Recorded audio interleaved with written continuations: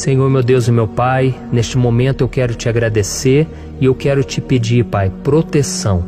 Deus, proteja a nossa casa agora. Proteja, Senhor, de todas as pessoas más intencionadas, pessoas que não têm bondade, que ficam com inveja, falando mal. Senhor, livra-nos, Senhor, dos invejosos, dos interesseiros, pessoas que não querem o nosso bem. Guarda a nossa casa com os teus anjos, Senhor.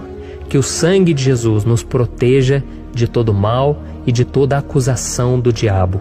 Senhor, eu creio, grandes coisas o Senhor tem preparado para nós e nós não vamos retroceder mais, Senhor.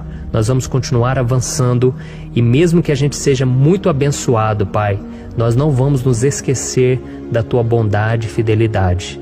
Nos ajude, Senhor, a sermos fiéis para que estejamos sempre debaixo da Tua proteção.